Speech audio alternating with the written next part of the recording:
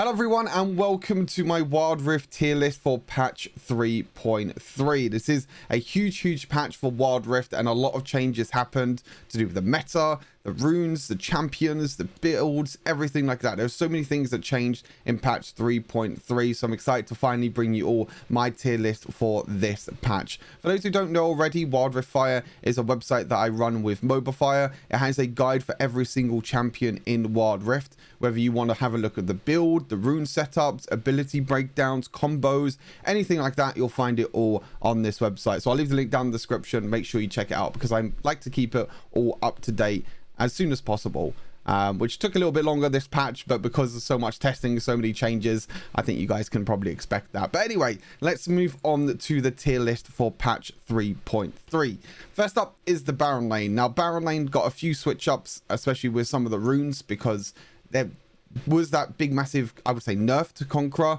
For some champions it's kind of a buff, but I think most champions it is a nerf because you don't get the extra damage now when you get full stacks of 5 stacks. You now get physical vamp and you have to stack it one more time as well, so you get a little bit of extra AD and AP when you stack it up, but to be honest it doesn't kind of counteract the fact that you lose out on such a lot of damage when you get full stacks of Conqueror. So as you can see, most champions now run Grasping Undying. Grasping Undying is a really strong rune now. It does have the extra bonus AD and AP buff, so it's really nice. And bearing that in mind, I honestly think that Wukong is one of, if not the best champions in the Baron lane right now. I think every single tier list I've done, I've always said that Wukong is like a secretly really strong pick, and it showed really in icons. You know, Wukong jungle worked really well, Wukong in the Baron lane worked really well. You have a lot of healing, you have team fight potential, you have great escapability, very safe during the laning phase. Overall, I think Wukong is one of the best champions right now in the game overall. I think great for solo queue, great for team fights, absolutely fantastic champion. Definitely recommend to pick him up if you haven't already. Darius as well is still really strong. His laning phase is really good. Physical vamp does help him out a little bit, and to be honest, there's not really any other runes that you can run on Darius. Fleet footwork is not that great anymore, unfortunately. They have nerfed it quite a lot. But I think Conqueror still works well on Darius. You know, he works well with the physical vamp. He can use his auto attacks and his abilities quite quickly to stack up Conqueror. And Darius is great during team fights. You know, if you can get the resets, if you can get the dunks, he's still really strong. And also his build hasn't really changed too much. You still go like Black Cleaver, Dead Man's Plate, Force of Nature, Death Stance, items like that. Just be a bit tanky, and then you have Black Cleaver in there to help out a little bit with the damage. So still a really nice, strong champion. Fiora. Fiora is a champion that can work with Kraken Slayer. I have given it a try. I will be bringing out a video for that very soon. It's a very fun video. But I do feel like Grasp is probably the best rune for a Fiora now as well. You can proc it really easily. You can proc it with your lunge, your first ability. You know, Conqueror can still work with Fiora, but I feel like with Fiora, most of the time you go for like Divine Sunder into Blade of the Rune King, so you already have a bit of physical vamp in your kit already from the build with Blade of the Rune King. So to be honest, most of the time I feel like you just want to go Grasp for Fiora, get the procs of the stacks, get stacking up, make sure you get a little bit of more tankiness as well, so you can survive longer in team fights. And then when you get like the Hull Breaker, when you have Demolish online as well, you can start to split push and you'll basically be unkillable because you stacked up Grasping Undying throughout the whole game. You stacked up the health, you do a lot of damage, and she's just a great split push late game champion. And she can do really well during team fights. She is quite difficult to play, so you do have to, you know, test a little bit of the waters. You do have to make sure you time your second ability pretty much perfectly to make sure you parry out most of the crowd control that's going to come your way. But most of the time you want to split push with Fiora, and Fiora is probably one of the best champions for split pushing and still a really strong champion. And she's got a few buffs recently, which is really nice. Riven, even after the nerfs, I still feel like Riven is insanely strong. Riven just has so much mobility in the game right now. I think Riven in the top lane, Riven in the jungle, she's just really strong. They did nerf quite a bit about her. They nerfed her shielding. They nerfed her ultimate duration. They did buff the ultimate cooldown though, and they did buff her health in the early game. So she's a bit stronger now in terms of the early game because her health is going to help her during the laning phase. And to be honest, Riven was already strong during the laning phase, so I think Riven is just even stronger now. But you have to make sure you time your third ability. Now, sometimes you can't even just use your third ability, maybe wait for a few seconds and then engage afterwards, because the shield is not going to last that long. So you just have to bear that in mind when playing Riven. But yeah, Riven, insane outplay potential, a lot of mobility, great during team fights. Not the best split pusher, but to be honest, still one of the best champions in the game. And then Renekton as well. Renekton hasn't really changed too much. Some people do go Kraken Slayer. We did see icons. Kraken Slayer Renekton does work with his second ability as well. But most of the time, I think Conqueror is still better. You know, he works so well with physical vamp because he has so many abilities, so much healing. He has his AoE ultimate as well, even though his ultimate did get reduced in duration as well. The same with Riven. So these are two pretty big nerfs for Riven and Renekton, but I still feel like they are both insanely strong and they're both S+ tier. But to be honest, anyone in the S tier can honestly move up to the S+ tier. I feel like S+ and S tier is very close together. And there are some champions here that are still insanely strong that could definitely move up. So just bear that in mind when you're picking a champion from my tier list. Again, this is all my personal opinion. Some champions can move up and down depending on who you're strong at and who you're comfortable playing. That's the most important part. Making sure that you find a champion that you are comfortable to play with and that you can feel like you can carry the games. So moving on to S, we have Set. Set received a few buffs this patch. I believe it was the Face Breaker cooldown, and then the AD ratio went up on the second ability, even though it most of the time does true damage because you always catch enemies in the middle, and it's quite disgusting how much damage you can do with the Haymaker. But honestly, Set is still really strong. His build's kind of interesting. I think it's like a Black Cleaver, Divine Sunderer, Hullbreaker, something like that. Probably that's probably not the better, you know, not a bad build, just a bad standard build. But he's still really strong. He still has that insane shield. Like I said, his team fights are insane with his ultimate. If he can ultimate a huge carry, and if he can take a little bit of damage and then use his use his Haymaker, sorry, to deal true damage to the backline carries, it's massive. And you can even use your you don't even need to use your ultimate on the carries. You can use your ultimate on a frontline tank, so you deal more damage to the backline, get easy access to the backline, use your Face Breaker to stun enemies, and he's just insanely strong overall. Excuse me, can struggle a little bit during the laning phase, but most of the time you'll be completely fine because you have the shield, you have the Face Breaker to get away with safety, and you also have a little bit of movement speed as well. And you also got a little bit of healing from his passive, so it also works out pretty well. Jace is an interesting one. Jace was honestly one of, if not the strongest champions in the game, but he did receive kind of a few nerfs. You know, Conqueror is not really that good on him anymore, but to be honest, it's probably the best rune that you can run on him because there's nothing else that you can really run on Jace now. Electrocute is maybe the only other option, but to be honest, it's probably not that great. Conqueror is still fine. You can stack it up quite easily as well because you can use your range form second abilities to get 3 quick auto attacks. Change to a melee form. You got so many abilities in your melee form, so you can stack it up quite quickly. But obviously, Jace doesn't really work too well with physical vamp. Obviously, Hullbreaker got nerfed as well, so the ranged form of Jace is not as strong as what it was before. So most of the time, if you want to build Hullbreaker, you kind of have to stay in melee form to make sure you get the extra resistances. But that is how it works with Jace now. Range form gets reduced resistances, and then the melee form gets the increased resistances from Hullbreaker. So bear that in mind when you play Jace. But he's still really strong. He still split push very well. He still does a lot of poke damage. He's still really good. Definitely recommend giving him a try. Garen, you've probably seen in my gameplay videos already. I've been playing a lot of Garen. I think I've only lost one game and I've won like 7 or 8 games with Garen. This champion is so disgusting. He's so easy to play. He's so strong. He could, you know, you even have a little bit of outplay potential with him. I'll be totally honest with you. You know, you can like flash forward, silence them, ulti afterwards, use your ignite as well. There is a few outplay potentials with Garen, and every time I go into solo lane, I always pick Garen because it's an easy champion to play. He is a really strong champion still. Grassy Undying got the buff as well. Honestly, still really good. Insanely strong with Hullbreaker as well. I have to bear that. I have to recommend that. You know, Hullbreaker plus Demolish is one of the strongest combos right now in the game. Same with Shen as well. Honestly, Shen is just a split push god. Shen is so good at split pushing, making sure that you just push the sideways, use your ultimate to get into the team fight. It's a global ultimate as well, is insanely good. Decent during the laning phase, you know, not the best. Obviously, Grasping Undying got the buff as well. Most of the time, you go like Divine Sunderer first item with Shen, and you go into full tank. So you have a little bit of AD there to help with Divine. We help with Grassy Undying, sorry, not Divine Sunderer, to give it a little bit of extra damage. So Shen is still really good, insanely good at split pushing, and just a really safe champion to play overall. You know, a tank what can go wrong with a tank, to be honest with you? Camille, again, got changes to the runes because Grasp the Undying is, my opinion, a lot better than Conqueror with Camille, because Conqueror, you can't really stack up too much, and to be fair, Camille doesn't really do too well with Conqueror. You know, the extra physical vamp is not really needed. So making sure that you can walk up, you can proc Grasp the Undying. Obviously, Camille is a great split push champion as well. So again, kind of same as Fiora. Fiora split push, Camille split push. You stack up Grasp the Undying, you get a little bit of tankiness, you get the Divine Sunderer, Hole Breaker, Blade Rune King, Death Stance, you get these items, and then you just become a split push god, and then no one can deal with you in the game. But in my opinion, Fiora is just a bit of a better champion than Camille. But Camille, the great thing about Camille is that she's also still really, really good during team fights. You can use the Hextech Ultimatum, you can lock down the target, then your team can follow up afterwards as well. So that's the one positive side about Camille, is that she is a stronger team fighter than Fiora, and you can use Hextech Ultimatum to your effect. Irelia still really good with Conqueror. You can stack up so easily, just because of your first ability, getting your resets on your first ability, whether you use your ultimate and then reset off your first ability or third ability as well. There are many ways that you can stack Conqueror very, very quickly.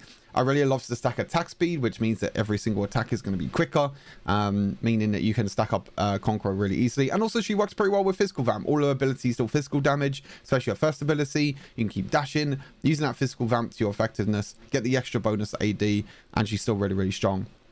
She is pretty strong in the mid lane as well. I will get into that a little bit later on, but yeah, Irelia still really good with Conqueror.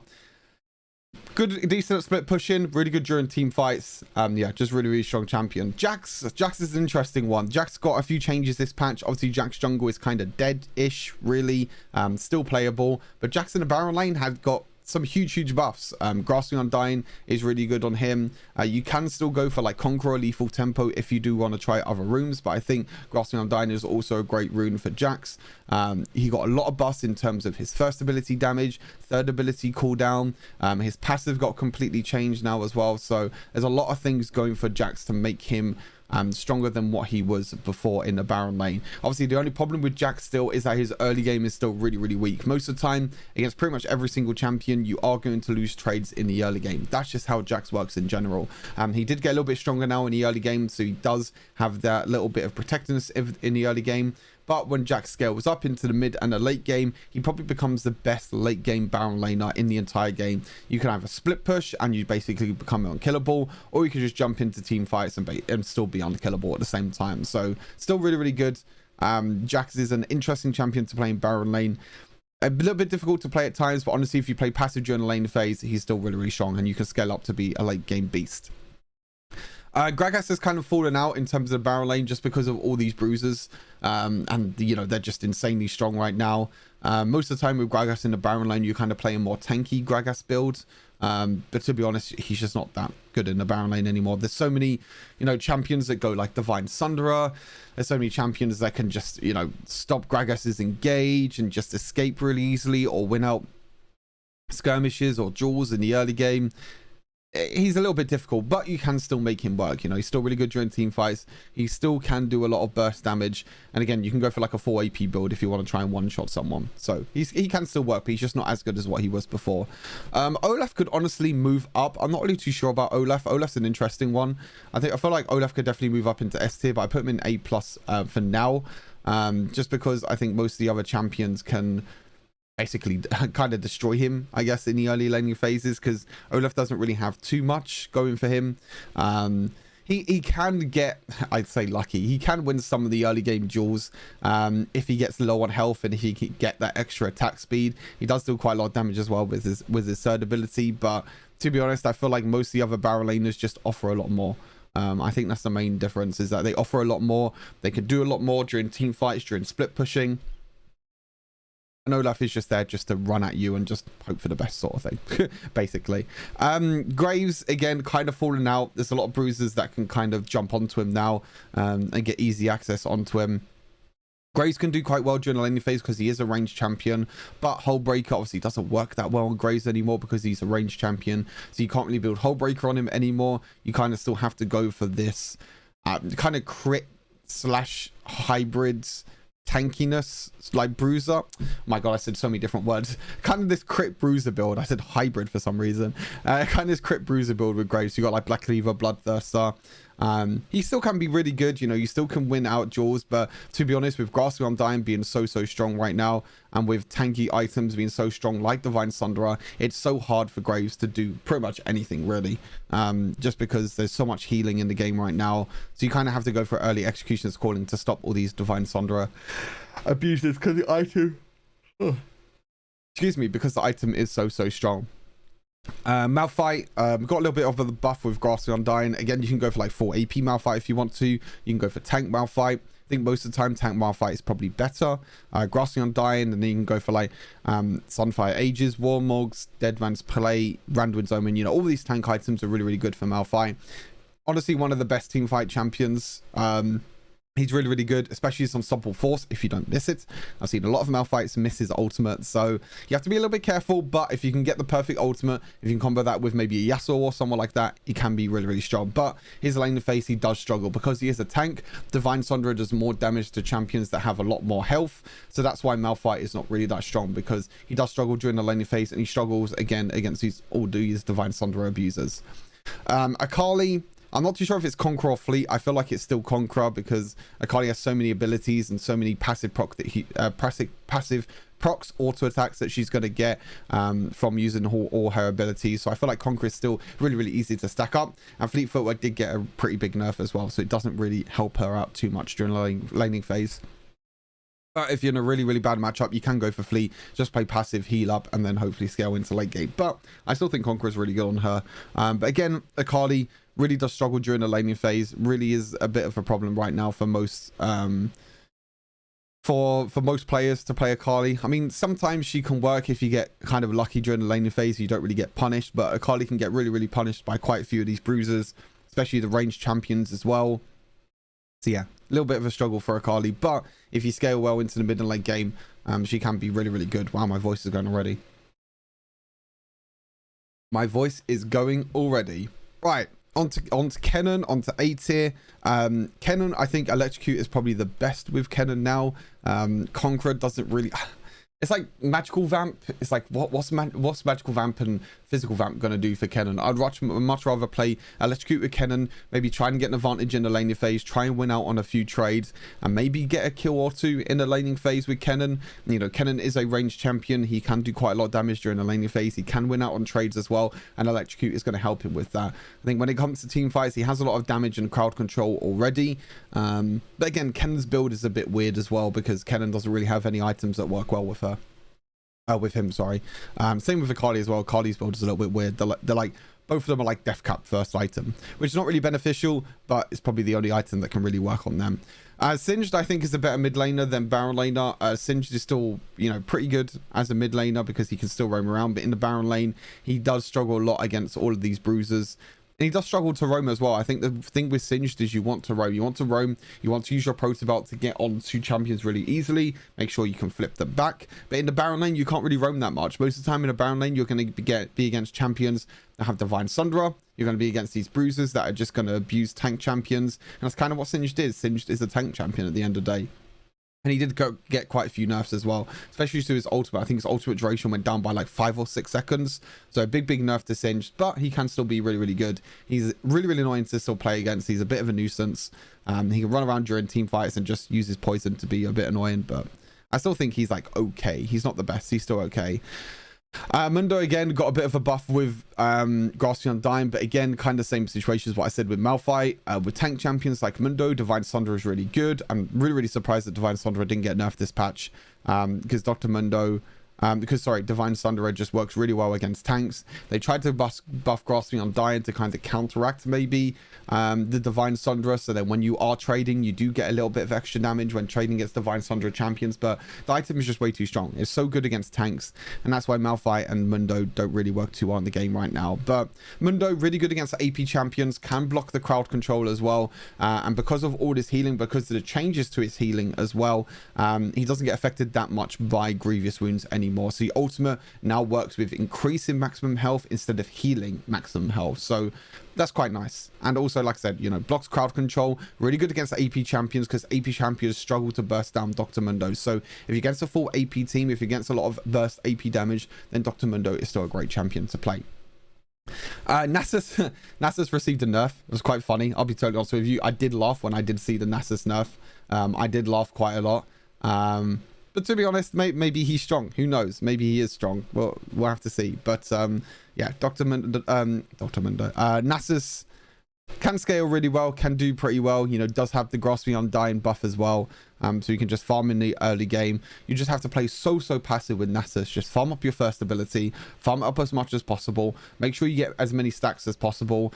But the thing is like when you play in higher elos, they can punish Nasus really easily. In lower elos, maybe Nasus is a lot stronger because maybe players don't really understand how to punish or dive Nasus in the early game. That's the thing with Nasus. If he gets shut down in the early game, he's so easy, so hard to play.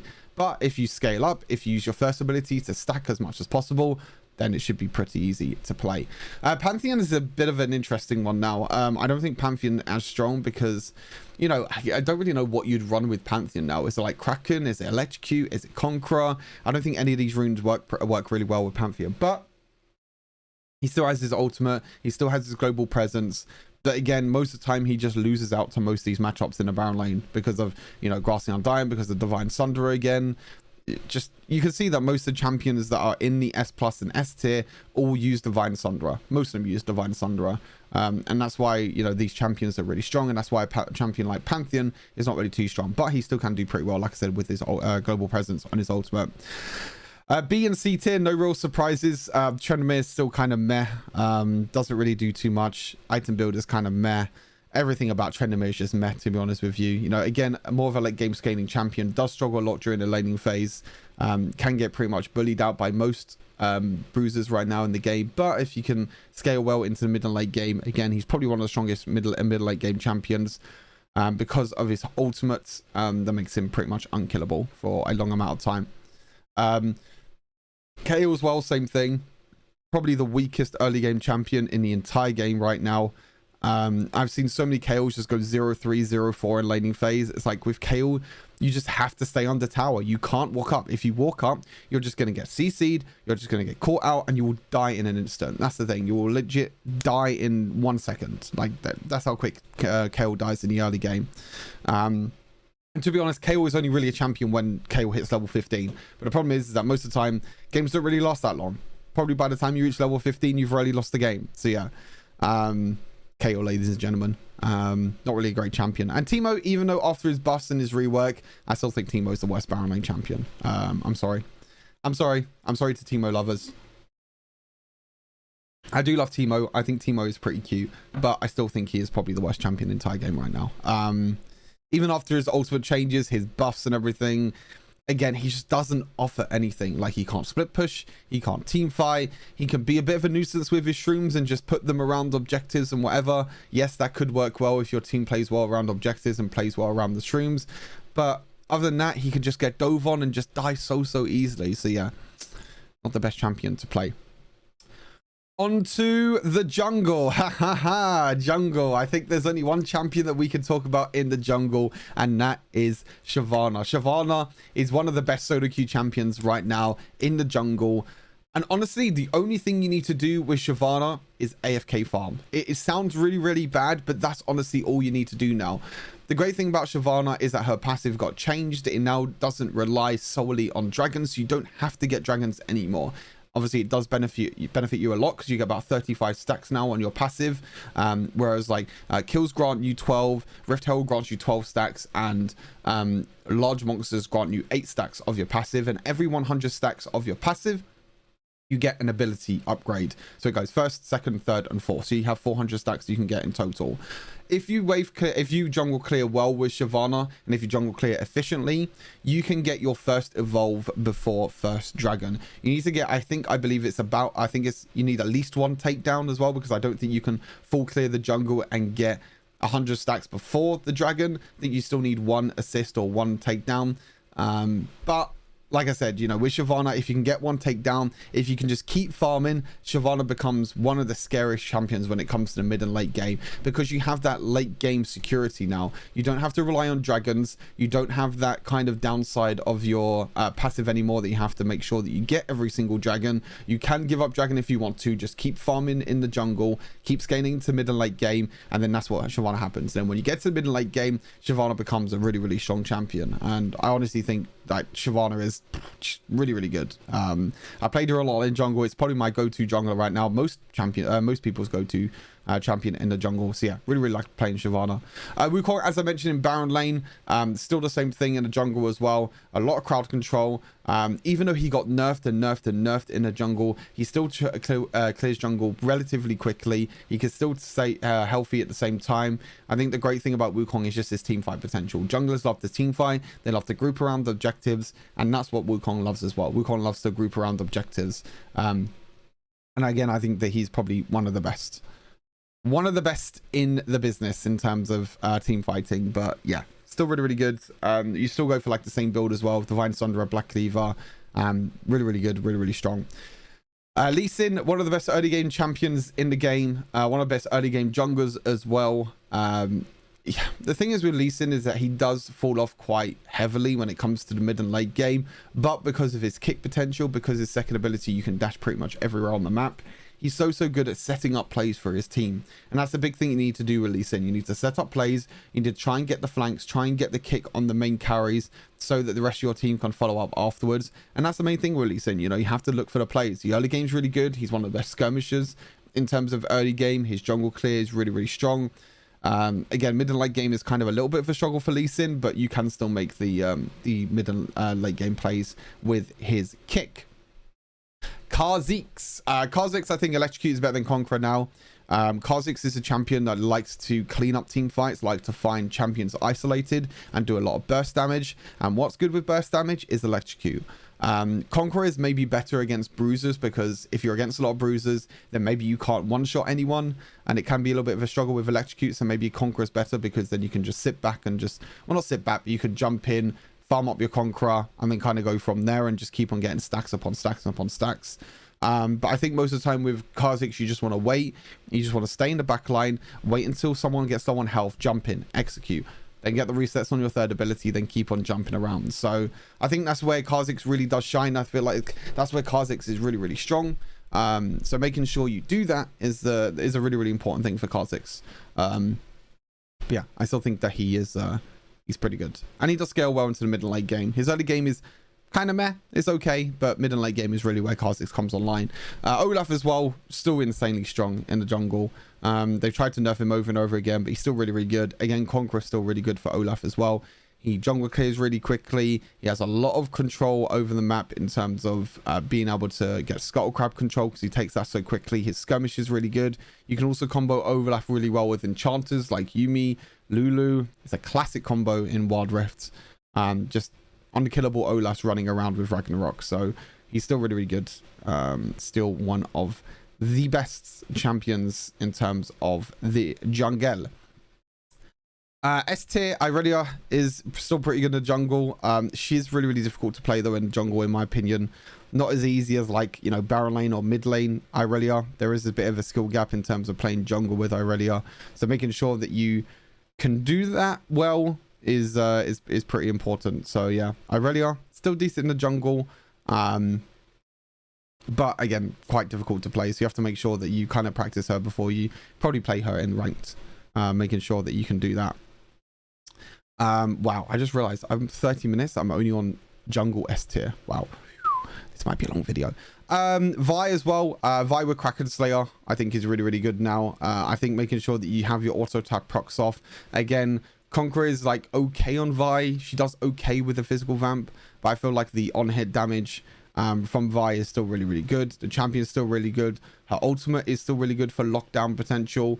And again, if you have that lockdown potential, if you can follow that up with an auto attack, third ability auto attack to get the auto attack reset, then you can proc Kraken Slayer really, really easy. You can do that burst of true damage. So I still feel like Vi is really, really strong. But as you can see, most of like the champions are in S and S plus tier, so it's quite interesting. But yeah, Vi, really, really good. Great lockdown. Yeah, just a really good champion overall. Xin Zhao's really good for disengaging. Really good for, well, really engaging as well, to be fair. You know, both of them are still pretty good for Xin Zhao. You know, if you want to engage, if you want to disengage, both of them work really well. It just depends what sort of play style you want to play for. You know, do you want to play for your backline? Do you want to disengage with your ultimate? Or do you want to jump in on an enemy carry and then use your ultimate to knock everyone away? So like you and the AD carrier kind of isolated in your area. You can play Xin Zhao in both ways. Again, Xin Zhao is one of the strongest junglers right now. Long showed how strong it was as well in Icons Finals. Black Cleaver, Divine Sunderer, really tanky, really strong. Yeah, just really good. Morgana, a little bit difficult to play, to be honest with you, in the jungle, because her playstyle is very different to every other jungler, but she does have the fastest jungle clear in the entire game. You can full clear jungle really quickly. You can then, after you full clear jungle, you can then invade if you want to. You can go for early game ganks. You can go for double scuttle crab. It's really insane how quickly Morgana can clear through the jungle.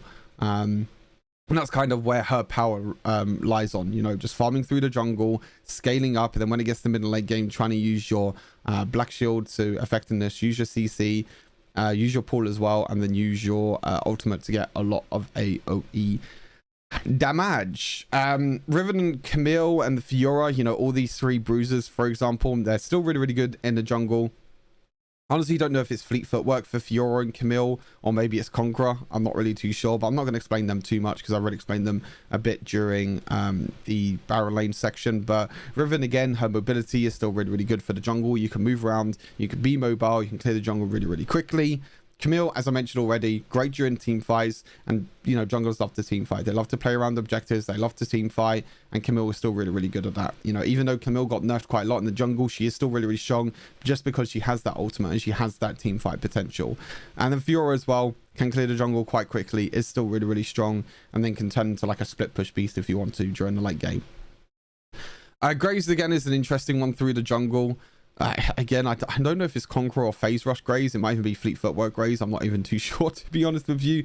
It's a bit of a difficult one to think about what Graves is probably best with in terms of runes. That's why I said there's so many questions still to be answered, sorry.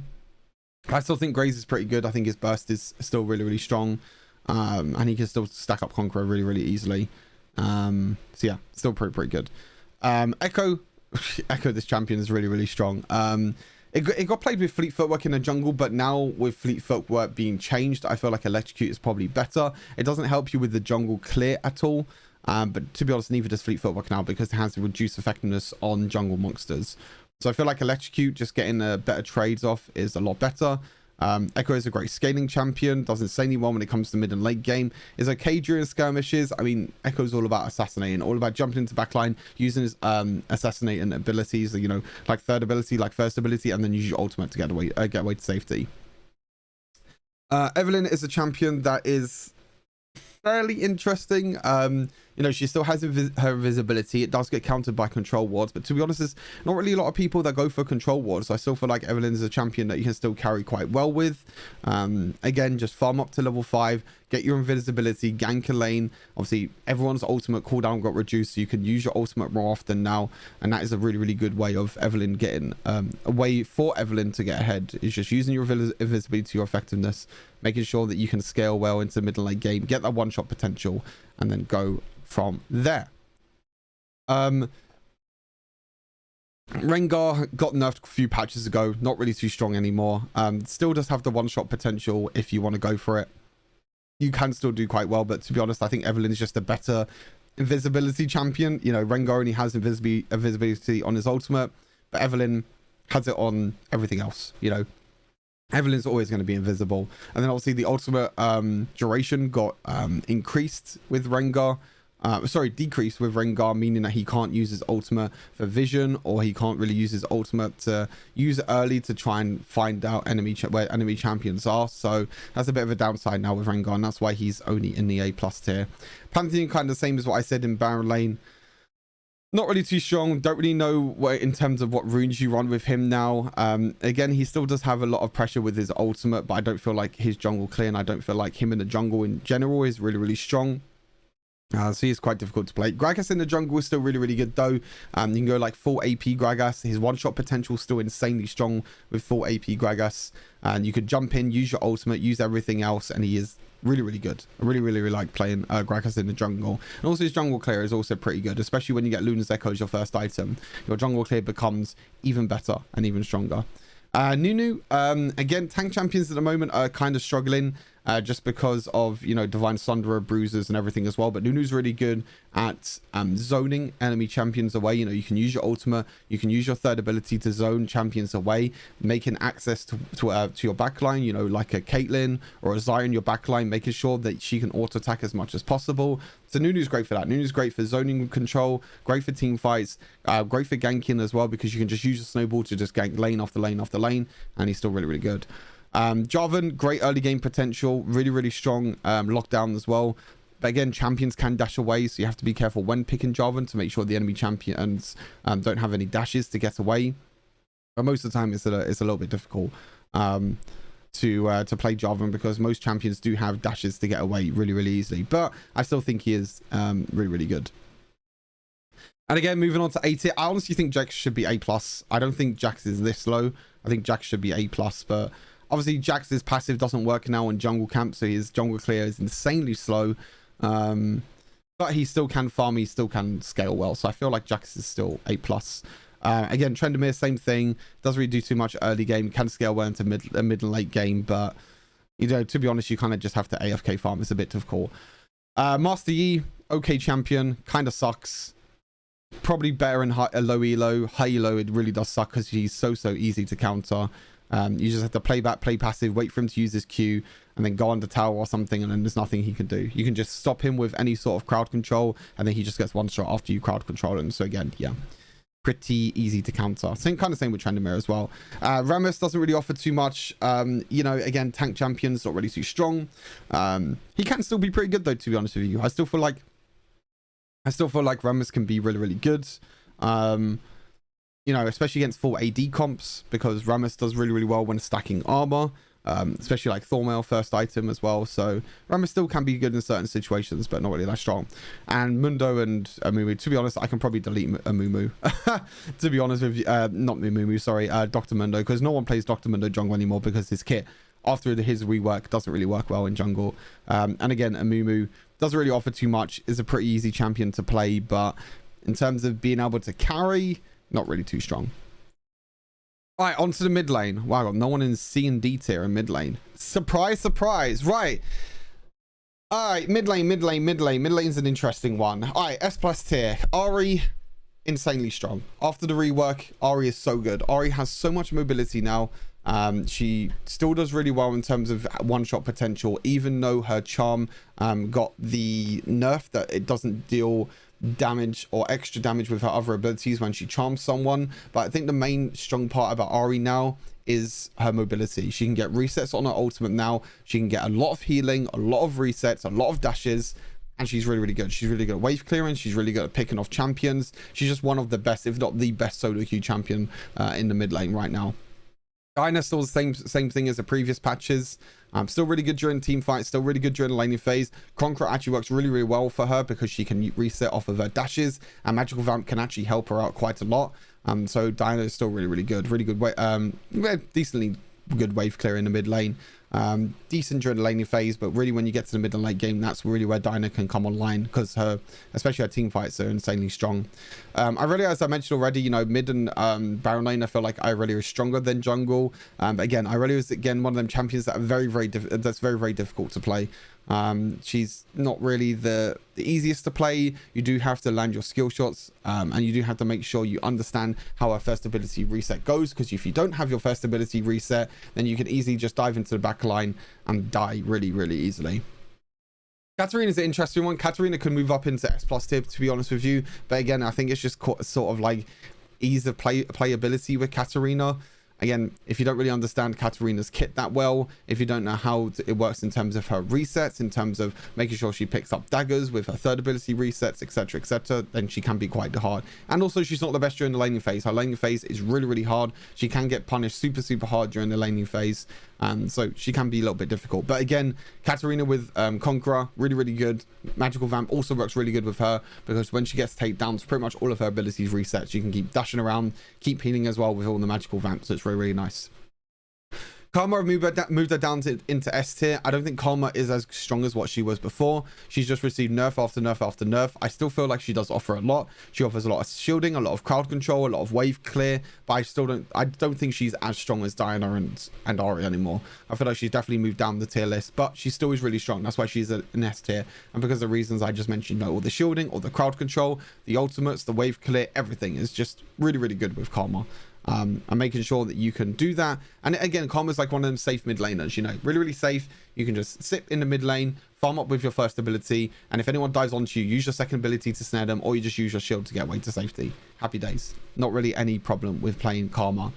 Zed, I feel like Electrocute is better than Conqueror. Again, Zed works well with a lot of burst damage. I played against Electrocute Zed. It's disgusting, to be honest with you. And to be honest, Conqueror is quite difficult. I don't think Conqueror is really a rune that Zed really benefited off of a lot anyway, but it was just because it was the strongest rune, and because it gave you that 10% damage increase. I believe it was around about that much when you got foot fully stacked. So you kind of played Zed in this different sort of play style where you're more going for these long drawn out team fights. You're going for more bruiser Zed build. But now with Zed, with Electrocute, you just go for burst damage. Go for the ultimate. Try and get the burst damage with the Electrocute. Try and one-shot someone with your ultimate. And to be honest, if Zed can get ahead, he's really, really difficult. And because Zhonya's got nerfed as well, Zhonya's stasis now cost 1,000 gold, which is a lot.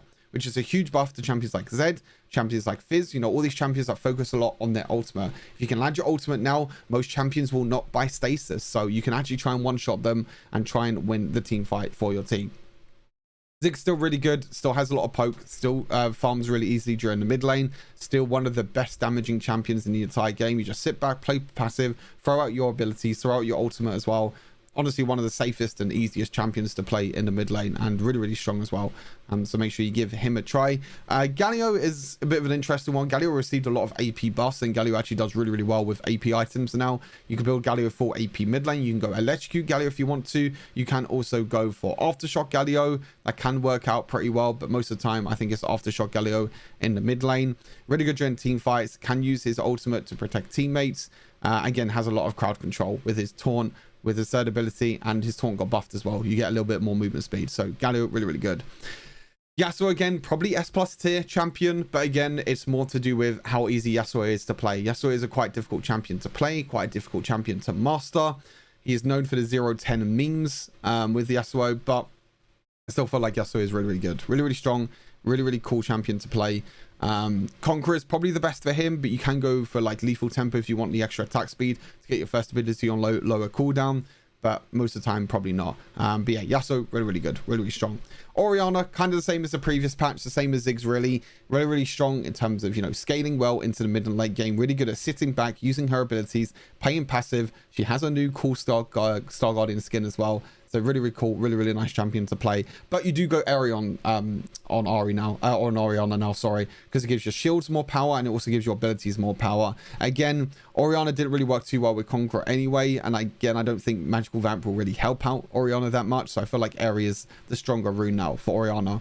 Echo, kind of same as Jungle. Echo can clear waves very, very easily actually with his first ability, and he can roam around quite a lot. I think that's the big thing with Echo is his roaming potential. He can roam around, use his second ability to try and stun champions, and he can tower dive really well. He can jump in, he can take tower aggro, he can do a lot of damage, and then he can just reset the tower aggro with his ultimate, jump back out to safety. So really, really strong champion, really good wave clear, really good scaling into the mid and late game, same as before. Jace is still really strong, again, with Hullbreaker. His mid lane matchups are fairly decent as well. He can do really, really well, and he can punish a lot of mid lane champions. You know, especially these mid lane, these melee champions like Diana, Katarina, Zed. Jace can punish them quite a lot, and he still does work well with Hullbreaker, and he can still do a lot in the mid lane. He still does a lot of poke damage. And then Lucian as well. Lucian with Kraken Slayer is one of the best champions in the entire game right now. I'll probably go in a little bit more detail in the duo lane because duo lane has changed a lot. But Kraken Slayer Lucian, really, really strong. Kraken Slayer obviously got buffed. Really strong during the mid lane. You don't go Hullbreaker anymore. You just go full crit in the mid lane. You win out pretty much every single trade. And honestly, mid and late game Lucian is something you do not want to mess with. He does stupid amounts of damage. So yeah, really, really strong. Akali again just struggles in the laning phase, but if you can scale with Akali when it comes to the mid and late game, she can be really, really strong. But again, laning phase, really, really difficult. Really, really difficult to try and survive during the early laning phases. Her trades are not really that good, so most of the time you just have to sit back and play passive. Akshan I still think is really good. I think Cracker Slayer Akshan is better. Cracker Slayer now works with Akshan's third ability. Even though you do get reduced damage with Kraken Slayer, you can still get a maximum of 3 stacks with 1 swing of the third ability. No, sorry, not even 3 stacks. That's 3 procs of Kraken Slayer. So you can probably swing around and attack with your third ability 9 times if you get the perfect swing, and proc Kraken Slayer 3 times. I've seen it work before. I procced it 2 times before. 3 times is really, really difficult, but 2 times is kind of the go-to and kind of the standard one. You know, really, really good. You could proc Kraken Slayer with your passive as well, with your double attacks. His trades were already good in the mid lane. His roaming was already very good. His mid lane in terms of trading was already really good during the laning phase. So yeah, he is still really, really strong. He's still really, really good. Corki, I'm not really too sure, because Corki doesn't really work with Conqueror very well anymore. But the problem is there's no other runes you can take on Corki. It's not really any other runes that really benefit Corki.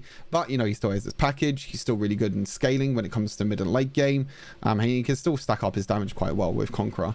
Again, it's a very, very difficult champion to itemize against, because he does both AD and AP damage. But not as strong as before. That's why he's not S tier. That's why he's A+ tier. Morgana, good wave clear in mid lane. Good crowd control. Can get punished very, very easily, and to be honest, doesn't really offer too much in the mid lane. I feel like she offers a lot more in the jungle, just because she can get more gold in the jungle than what she can in the mid lane. So not as strong as what she is in the jungle. Fizz, as I already mentioned with Zed, is quite strong now because of her Fizz's ultimate. Can't really get countered as easily with stasis, because spending 1,000 gold on stasis is a lot, but making sure that you build stasis against champions like Fizz, Zed, you know, Veigar is really, really important. Making sure you just stop the ultimate and stop all the damage that's going to come towards you. But Fizz is still really strong. Can struggle a little bit during the laning phase, but if you can proc electrocute and if you can trade against champions very, very well, then you can win out on some trades early game. But late game is really where Fizz comes online. You can one-shot pretty much every single champion in the game with his ultimate and Fizz combo, which is really nice. Veigar received a nerf this patch, but to be honest, I don't think nerf is that much. I feel like Veigar is pretty good. I feel like his cage is really, really strong during team fights and for zoning control. His damage is really, really high. His abilities are really good. He can keep scaling AP throughout the game with his passive. Really, really strong champion overall. Again, I don't think the nerfs did too much to Veigar. As I mentioned, mid lane Singed is better, because with mid lane Singed, you can clear the mid lane really, really easily. You can just roam around the map really, really well. And that's kind of thing with Singed. With Singed, you just want to play safe during the mid lane. You just want to farm up as much as possible, clear the mid wave, and when you cleared the mid wave, and when the enemy champion is underneath the tower, you roam. You look around the map, you use the protobelt, you try to roam around the map, roam with your jungler, try and catch out the jungler, and try and get an advantage through there. That's mainly what you do with Singed, and that's why mid lane Singed is better than Baron lane Singed. Gragas in the mid lane, one-shot potential again with the full AP build. Can be really, really good. Not really too sure, to be honest with you. It's like okay, it's like semi-okay. I still think he is pretty strong, but yeah, this mid lane Gragas for you. Twisted Fate is pretty good as well. I feel like Twisted Fate is, you know, even after the nerfs, I still feel like Twisted Fate is pretty strong, because kind of Twisted Fate is like a stun bot. You know, he still has global ultimate as well, which is still really, really impactful. He's still basically a stun bot with his gold card and rapid fire cannon. His AD build did get nerfed, but to be honest with you, I did play against ADTF and it still felt pretty strong. I was still losing out on trades against ADTF, which was kind of scary, to be honest with you. But APTF is still really good in the mid lane as well. You know, with Electrocute, with roaming around the map, he's still really, really strong. Aurelion Sol, Lux and Brand, all these champions are not really that great at the moment. Aurelion Sol can do good in terms of roams, but he does struggle in terms of mid lane pressure, making sure that he can do a lot in the mid lane. He just has to push out the wave, try and get roams, try and get advantages, but he doesn't really do that much in terms of damage, and he is quite, you know, difficult to play at the same time. So not as strong. Well, never really has been strong. Actually, no, he was stronger with the Conqueror.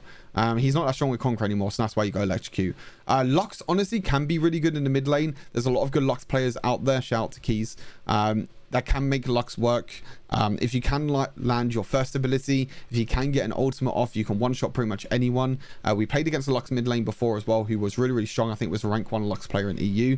So she can work. But I think in general, as a general champion, if you want to pick her up, she is easy to play. She's really, really good in terms of wave clear, but she's quite difficult at the same time. You know, you have to land your crowd control. She can get punished really easily because she doesn't have a lot of mobility, but her shield did get buffed this patch as well. So I still feel like Lux is pretty good.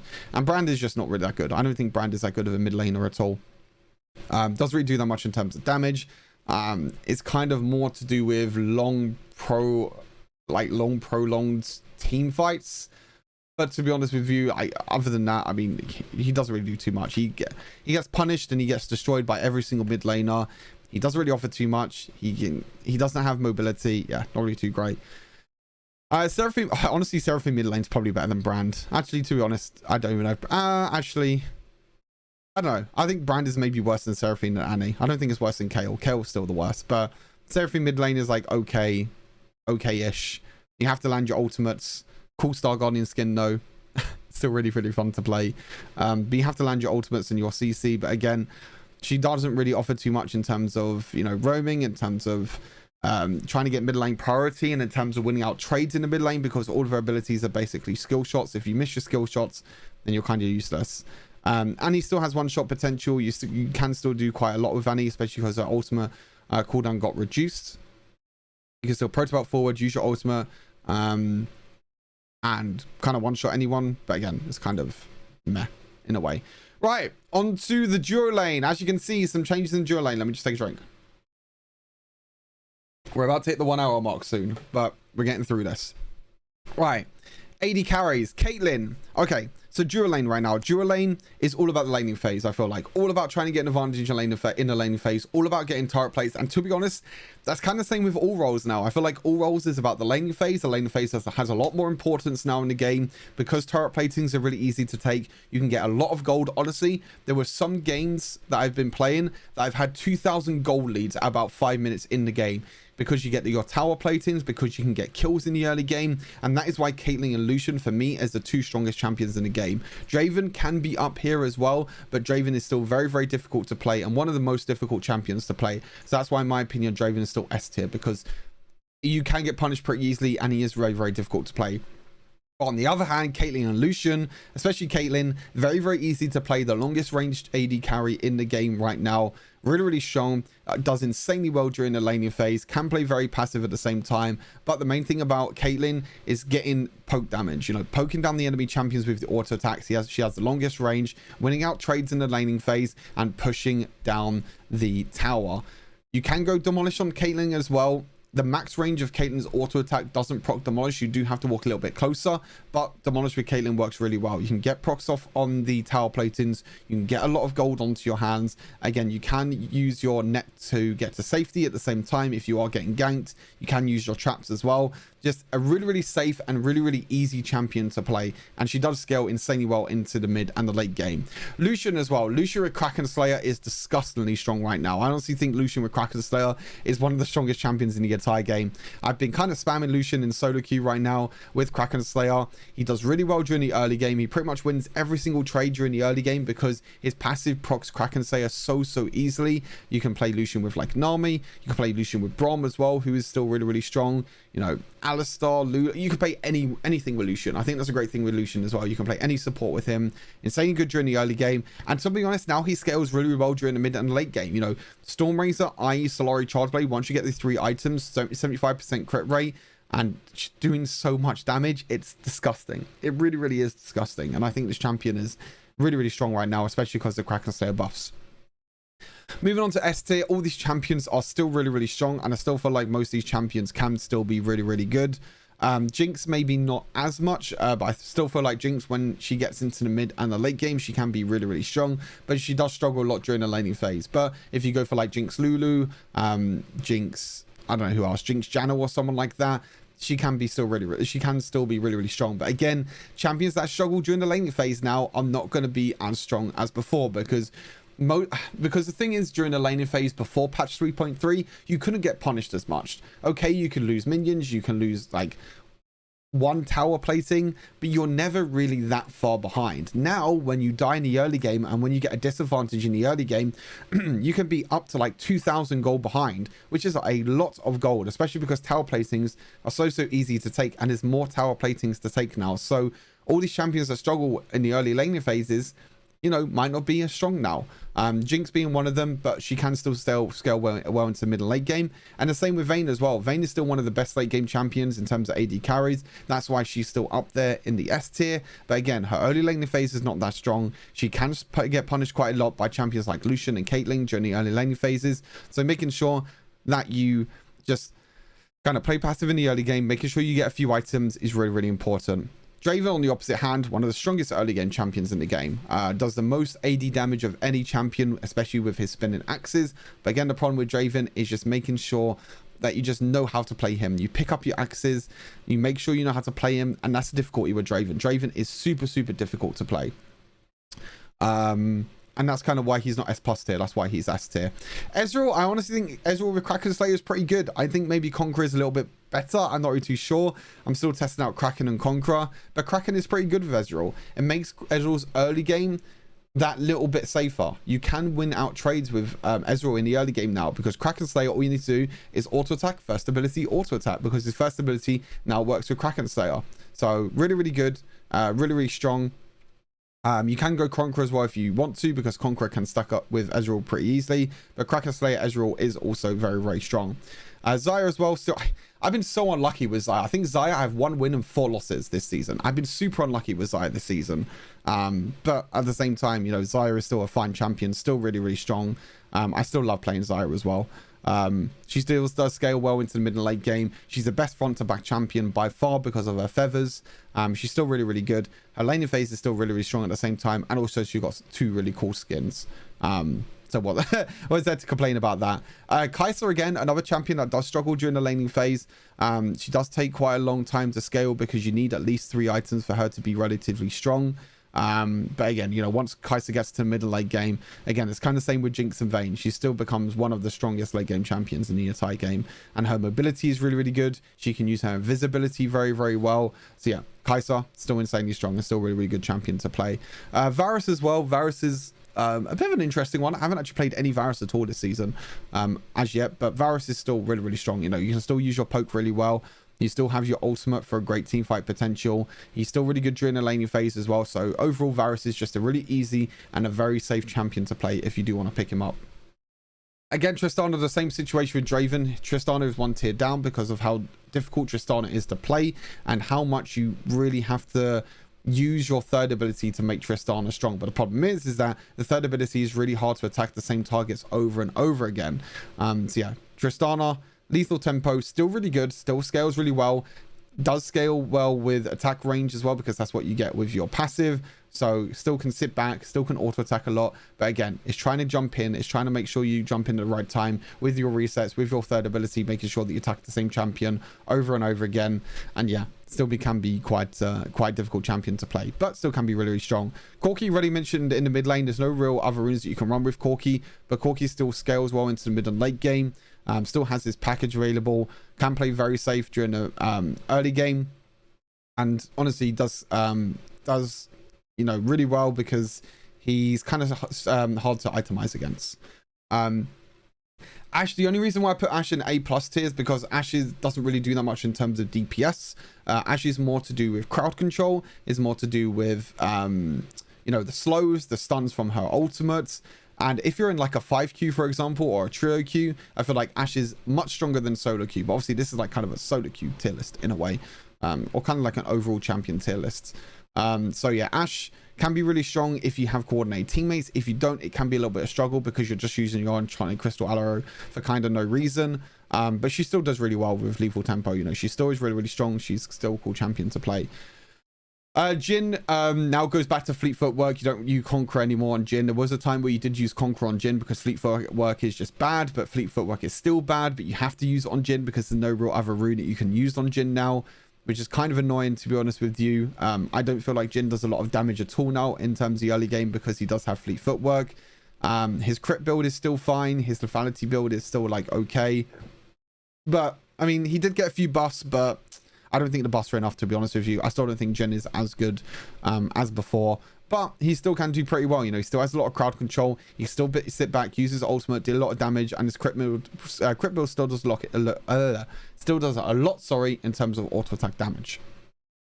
Ziggs and Orianna, two of the best AP champions in the Dura lane right now. Ziggs does really well in terms of wave clear, the same with Orianna as well. They both scale really well into the mid and late game. They both have very, very safe laning phases. I already explained them a bit during the mid lane, but yeah, Ziggs and Orianna are still really, really good.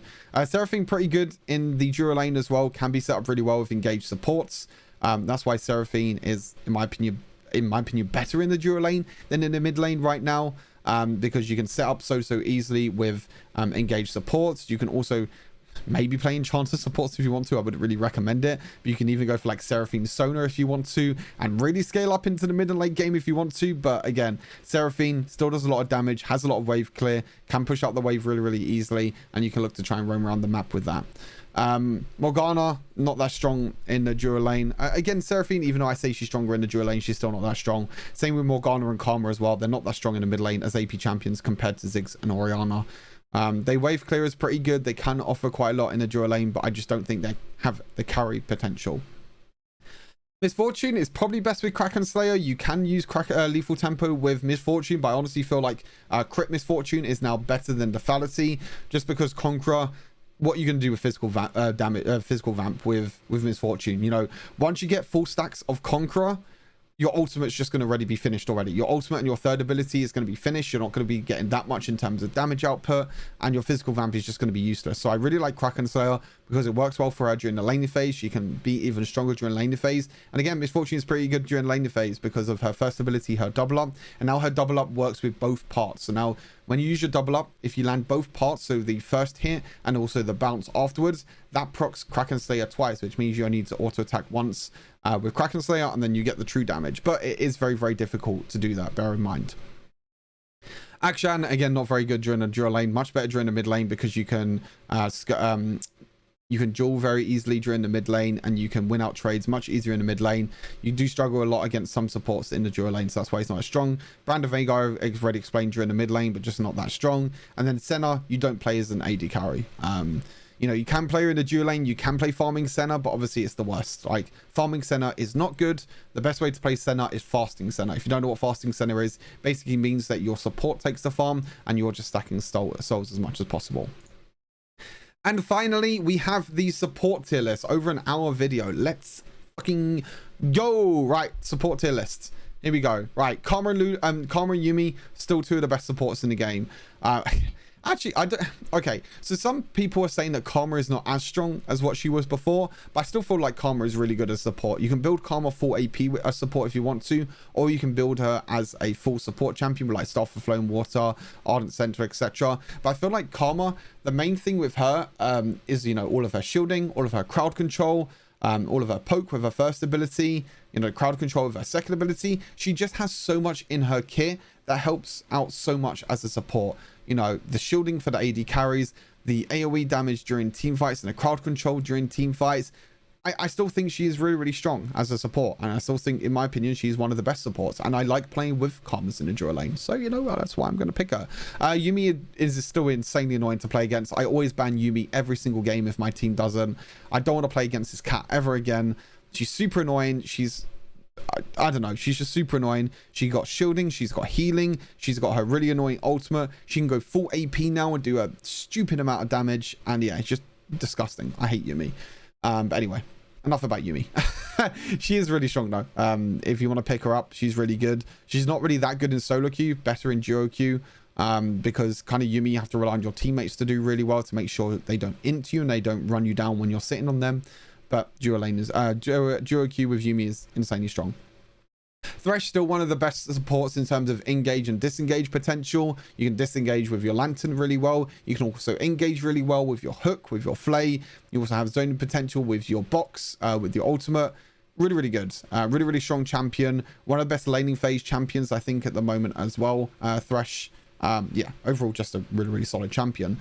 Rakan as well is still really, really good with electrocute. You go like full AP Rakan if you want to. You can go like Rod of Ages into Death Cap, or you can go like Rod of Ages Ardent into Death Cap if you do want to help out your team a little bit with Ardent Sensor. But yeah, still his ultimate is probably one of the best in the game. You have knock-ups after that as well. You have a lot of healing. Laning phase is really, really good. Yeah, this is insanely strong overall. Lulu as an enchanter support is still really good. You have a lot of shielding. You have a lot of movement speed. You have your ultimate to give your team or one of your teammates life. Even after some of the Lulu nerfs that happened a few patches ago, I still feel like she is really, really strong. Early laning phase is not the best, but honestly, once she gets one item, once she gets like Ardent Sensor, if you have a hyper carry next to you, all you have to do is just sit back behind your AD carry, shield them, boost them up, use your ultimate when you need to. Boom, happy days. You've done your job. That's how you play Lulu, ladies and gentlemen. Really, really easy. Alistar, on the other hand, is completely different. Alistar, you have to go in. You have to go in for engages. You have to make sure you use your engages really, really well, or you're just going to be completely useless. You know, Headbutt Pulverize is one of the strongest combos in the early game that you can get. You can look to engage. You can play aggressive champions with Alistar, sorry, like Draven, like Lucian, going for the engages in the early game. Try and get the early game advantage, like I mentioned, to try and get tower platings. But Alistar is still good when it comes to mid and late game. You know, you can use your Headbutt Pulverize in the mid and late game. You can use your ultimate to be super, super tanky. And yeah, just honestly, a really, really strong champion still. Nami, another enchanter. I think one of the strongest enchanters, I feel like, in the laning phase. Maybe Karma and Yumi is a little bit better. But Nami is still really, really strong in the laning phase. You got your third ability that can slow. You can also use that on your allies if you want to, like a Lucian that can proc on the double up, do a lot of damage. You have healing. You have your crowd control with your wave. I think wave is one of the strongest ultimates in team fights. You have your bubble as well that you can catch up people during the laning phase. Nami overall is just a really, really solid champion to play. But you can get caught out quite easily. I honestly think Nautilus is pretty strong as well. I think Nautilus's CC is really, really good. I think the buffs that he got were really, really good. I don't think he's as tanky as what he can be. I feel like that he needs a little bit more tankiness because he is still a little bit squishy. But to be honest, if they give him more tankiness, I think he'll be disgustingly broken. Because I think he is really, really strong already because of, you know, every single one of his abilities has crowd control. Passive, crowd control. First ability, crowd control. Third ability, crowd control. Ultimate, crowd control. Second ability, only one that doesn't. But your second ability is an auto attack reset, which again, you can use to crowd control. And also it gives you a huge, massive shield. So every single ability with Nautilus is really, really nice. Your ultimate is a great way to guarantee that you're going to crowd control someone unless they have stasis. They can't flash away. They can't escape away from the ultimate. So it's kind of a guaranteed knock-up. And then you can follow up with your hook and with your crowd control afterwards. Janna is still really, really good with the shielding, with the ultimates, with the peeling as well that Janna, you know, gives to the team fight. Really, really good. I really like playing Janna. I think Janna is insanely strong. I like playing with Janna at the same time, especially with her tornado. Her tornado is really, really fast now since the buffs that happened to Janna. But her shielding is really strong. Her ultimate is really strong. I like playing with Janna's. Really good for peeling, especially in a bruiser meta and assassin meta. Her ultimate's really good and tornado is really good at the same time. Leona got a few buffs. Leona could move up into S tier, to be honest with you. Leona has so much single target CC potential now because the ultimate range went up. The E range went up at the same time. Really, really tanky, really, really strong. Really good for solo queue, I feel like, because if you can roam around and catch champions off guard with your ultimate, you can use that to great effectiveness. Really, really nice champion to play. Not the best during the laning phase, can struggle against enchanters, but to be honest, when you roam with Leona, that's kind of her benefit. Galio is still good at the same time. Galio is still really good with Aftershock. His taunt's still really good. You can use your ultimate really, really well. He has a lot of CC. He has a lot of wave clear to help you out with that. Still really, really good. I kind of explained him a little bit during the mid lane already. Brom is a champion that just works really, really well with Lucian. I think Brom Lucian is one of the strongest lanes right now. If I had like a duo lane tier list, I think Brom Lucian and Nami Lucian is probably two of the strongest right now. Really, really good. Really, really like playing them two together because Brom passive works with the double up. Not double up, sorry. The is it Light Slinger? I think it's called Light Slinger, the passive evolution. Basically the double auto attacks you get. It works with Lucian, Brom's passive really well. So all Brom has to do is walk up, use his passive, use his first ability to proc his passive. Then Lucian can dash forward, proc the Kraken Slayer, get a lot of damage down, and you pretty much win every single trade during the laning phase. In general, Brom is still a really strong champion, really good for disengaging and sometimes even engaging at times as well.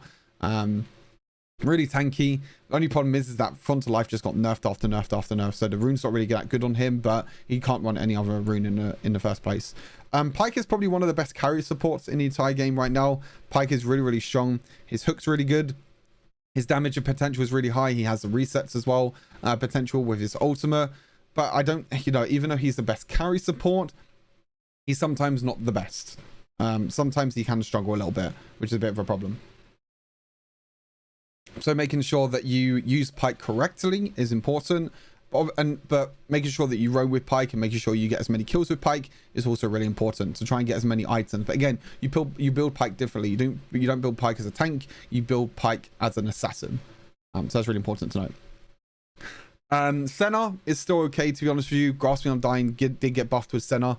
Well, kind of buffed and nerfed. I haven't done the calculations yet, but basically the range effectiveness of Grasping Undying got nerfed, but Senna did get the AD ratio, and with Senna you build Man Immune, Black Cleaver, Divine Sunrise. So that's a lot of AD. So I probably need to do calculations, but overall I still feel like it's a buff, because you lose out on 10% range effectiveness, but you gain 20% bonus AD. I've been talking way too much. My throat hurts now. I'm not too sure. I'll have to do the calculations for that to see. But my throat is really starting to hurt because I'm talking too much. Sona and Soraka. Soraka's finally moved up a tier. I still feel like I still feel like Soraka is like kind of meh, but I honestly feel like Soraka is like okay. You know, again, laning phase, one of the most important things right now. So Soraka is really good during laning phase. Soraka is always really good with her silence shields. Silence field shot, sorry. Also, her ultimate's really good, but she does get countered by quite a lot by Executioner's Calling. But I still feel like Soraka's pretty good. A tier, I think, is a decent spot for Soraka to live in. Same with Sona as well. Sona is probably one of the weakest in terms of laning phase, but all you need to do with Sona is play passive, get a few items, and then Sona is insanely strong when it comes to mid and late game. You can spam all your abilities, get a lot of heals, get a lot of shields, get all the movement speed, and her crescendo is one of the best ultimates in terms of team fights. But again, her laning phase is a little bit of a struggle. So you might fall a little bit behind, but to be honest, even if you fall behind with Sona, you can still do pretty well. Seraphine support is still pretty good as well. You can build her full AP if you want to. You can build her as an actual support if you want to. But she still has a lot of crowd control. She still has a lot of healing and shielding. Her ultimate is really, really good as well. So yeah, she still can work pretty well. Set as well. Laning phase, again, really, really strong for sets. He did get a few buffs as well. You mainly play Set as a full tank in support rather than building like Black Cleaver, Divine Sunderer. You can just go like Stally Sieger, Warmogs, Deadman's Plate as well. I think they're probably the best. But yeah, still really, really good. Really good for Disengager as well, because if a Bruiser jumps on top of your ADC, you can just ultimate them away. Really, really strong. Really, really good. I really like Set support. I think I played a lot during Icons, and it showed in Icons how strong it is. But again, that's competitive play. It's a bit different to solo queue. But you can still carry Set in solo queue, I feel like. Morgana support doesn't really offer too much. It's like okay, but you kind of have to build Morgana full AP because there's not really any support items that work well with Morgana. But full AP Morgana is still really good. I still, you know, like her, to be fair, but just because of her black shield. Her wave clear can help out quite a bit as well. You can just build her full AP and she's still, you know, pretty good. Lux support obviously got the buff. You know, Lux support with the shield now, with the second part of the shield, is really, really good. I really like Lux support now. If you don't know, Keys is a valid Lux support main. One of the first people that played Lux support as well. He still does play it quite a lot, and I feel like Lux support is really, really good. I really like playing Lux support. Playing with Lux support, sorry, especially Keys' Lux support. The shielding is much, much stronger now. It scales with AP, so you can go Lux full AP if you want to. Or most of the time, you get a lot of AP with your support build at the same time. So more AP scaling, more base shielding as well. Really, really good. Shen is like, okay, he can work at times, but very, very niche. More about trying to get taunts during the lane phase and trying to tank up as much damage as possible. Yeah, it's okay. And then you have Blitzcrank, and I'm pretty sure I removed the Mumu, but Mumu should be removed, but no one plays the Mumu support anymore, so I basically removed it. That's why it doesn't have the icon there in terms of the rune, because I did remove it, but I forgot to move it from this tier list, so I'll do it after this. And Blitzcrank is like, cool, if you land your hook, happy days. If you don't, you don't. That's pretty much it. My voice is pretty much gone. I've been talking way too much. I've talked consistently for an hour and 12 minutes. But yeah, Blitzcrank is like okay, but it can't work. It doesn't work out most of the time. But yeah, that is my tier list for patch 3.3. I still feel like some of the champions that can rotate around. I still feel like some of the builds can also change at the same time, but this is my tier list for patch 3.3. Not a lot of D champions, few C and B champions, but as you can see, a lot of S tier and a lot of S plus tier champions, and I feel like that's a great thing about patch 3.3. I don't think there's a lot of broken champions in the game right now. There's a lot of champions you can play. There's a refreshing feel with Wild Rift at the moment with patch 3.3, with the dragon changes, with the game in general, you know, having changes. Legendary Q coming out very soon. Really excited for that. And things are going very well for Wild Rift. And I feel like Wild Rift is definitely moving in the right direction. But hopefully you enjoyed this video. Thank you very much for tuning in. And as always, take care of yourself. And I'll see you all in the next Wild Rift video. Peace.